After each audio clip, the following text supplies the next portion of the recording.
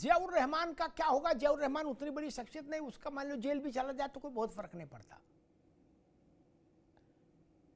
देश के लिए कोई ऐसी स्थिति नहीं। वो समाजवादी पार्टी के लिए थोड़ा विषय होगा एक दो दिन के लिए, बाकी उससे कोई बहुत फर्क नहीं। बड़ा विषय क्या है? कभी इस पर चर्चा नहीं हुई। अब चूंकि पूजा स्थल कानून आ ही गया बहस में, इसलिए मुझे स्मरण आ गया। कभी इस पर चर्चा नहीं हुई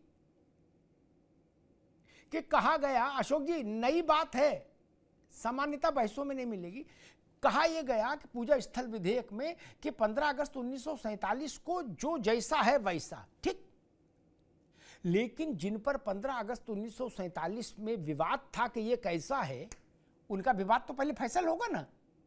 कोई कानून कैसे रोक लगा देगा उस पर? 15 अगस्त 1947 में यह पान की दुकान थी या चाय की दुकान थी, वैसी रहेगी।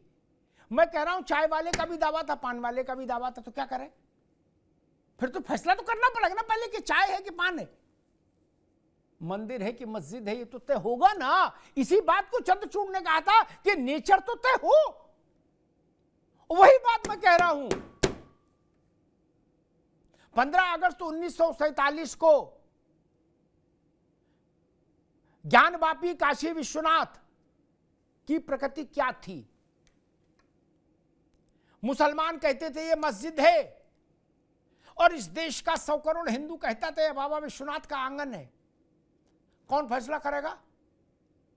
कोई फैसला करेगा ना, या उस पर काली चादर डाल देंगे? मथुरा जब मंदिर गिराया केशव देव राय का औरंगजेब के समय में, उसके बाद से हिंदुओं ने कभी उसको ईदगाह नहीं माना। 15 अगस्त 1947 को भी नहीं मानते थे। तो कौन फैसला करेगा? कोई तो करेगा ना। बिना फैसले ताला नहीं लगने देंगे ना, यह अन्याय है। बिना फैसले कोई माई का लाल ताला लगा भी नहीं सकता, ये जान लीजिए, कोई नहीं लगा सकता। तय तो हो, और तय कौन करेगा? नेता तो नहीं कर सकते, तय तो अदालत ही करेगी, सुप्रीम कोर्ट ही करेगी। दूसरी एक बात, इस देश में ये कोई किसी देश में आपने ऐसा सुना कि कानून इस आशा में बना हो? अशोक भाई कभी इस पर भी विचार करिए कि कानून इस आशा में बना हो कि नहीं हुआ तो गलत, लेकिन अब चुप पे रहो। ऐसा नहीं होता। कानून क्या एमएलए एमपी है क्या कि ना समझो, बात को समझो, ठंड रखो, ऐसा तो नहीं है कानून। कानून तो वस्तुनिष्ठ होना चाहिए। पूजा स्थल कानून क्या कहता है? भले ही किसी पूजा स्थल को गिराकर दूसरा पूजा स्थल उस स्थान पर बनाया गया हो। अच्छा जी, आप हमसे कह रहे हो कि ये कानून मानो कि भले ही तुम्हारे मकान को रोहित अग्रवाल ने गिरा के अपना बना लिया हो, लेकिन तुम चुप पे रहो। क्या? क्यों? बोले भाई और चारा दोनों नाराज हो जाएंगे। है गंगा जमुना का भी व्हाट्सअप आ गया है कि ना, इसमें नहीं बोलना, नहीं ना, किसी मान लेंगे। जब कानून खुद कह रहा है कि ऐसा हुआ। और एक और चीज अशोक भाई, किसी विद्वान ने ये नहीं पूछा, कोई भी कानून ले लीजिए, उसमें जो मूल शब्द होते हैं उनकी व्याख्या होती है साथ में। कानून ड्राफ्ट ऐसे ही तैयार होता है क्या? इस पूरे एक्ट में सुजाता जी, इस पूरे एक्ट में प्लेसेस ऑफ वर्शिप क्या कौन से माने जाएंगे ये कहीं बताया ही नहीं गया। बोलो सियावर रामचंद्र की जय। क्या किसी कानून में माइनर लिखा जाता है तो उसमें स्टार बना के नीचे उसकी व्याख्या होती है कि माइनर का मतलब क्या है? क्या इसमें पूजा स्थल विधेयक कानून, पूजा स्थल क्या है बताया ही नहीं गया। एक और बात, मुसलमान तो पूजा नहीं करते, मुसलमान तो पूजा करते नहीं। इसका मतलब ये कानून उनके लिए नहीं था, केवल हिंदुओं के लिए था। और अशोक भाई कह रहे थे ये कानून बहुत बड़ा कानून है, बड़ा पवित्र कानून है, अब बहुत सोच विचार के लगे। अशोक भाई, हम उस वक्त एक रिपोर्टर के नाते पार्लियामेंट कवर कर रहे थे क्या, और बड़ी शिद्दत से कर रहे, सोच विचार के नहीं लाया गया था।